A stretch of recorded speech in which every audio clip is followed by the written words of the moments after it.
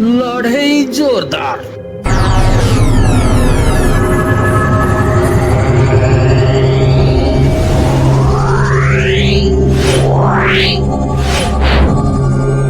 ओडिशार सुपरस्टार अनुभव महांती कर्म सिनेमा सहित अर्धंती साहू बहुचर्चित सिनेमा भिलेन लड़ाई करियो बोली चली सबुआड़े चर्चा।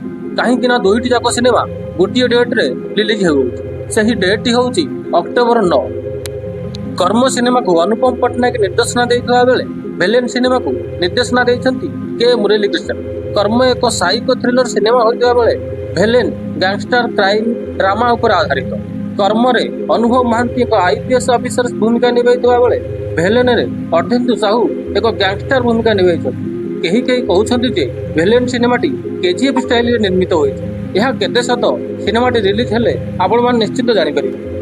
सुपरस्टार अनुभव महांती को फैन माने कर्म सिनेमा सुपरहिट किंबा ब्लॉकबस्टर हेबो बोली कहउतबा बेले एक नियारा स्टाइल रे तैयारी हेतुवा भिलेन निश्चिंत पूजा बाजार रे भलो बिजनेस करिवो। कन्नड़ किंबा तेलुगु भली निर्मित होइतिबा भिलेन निश्चिंत दर्शक मानकु सिनेमा घर को आकर्षित करिवो सिनेमाटकु देखिबा पाए। भिलेन मध्य एक हाई बजेट रे मूवी बोली जणा पड़िछि विशेष सूत्र। कर्म एवं भिलेन दुईटी जाक हाई बजेट सिनेमा। एही फिल्म दुईटकु समीक्षा करबाकू गले मु एटी कहि रखुछि जे जदि दुईटी जाक सिनेमा कोनोसी सिनेमार कॉपी किंबा रिमेक होई न थाए ताहाले निश्चिंत दशहरा पूजा बाजार रे सिनेमा दुईटी जाक भलो बिजनेस करिवो। आपण माने कमेंट सेक्शन में कहंतु एही सिनेमा दुईटी मध्यरु केउटी ब्लॉकबस्टर किंबा सुपरहिट।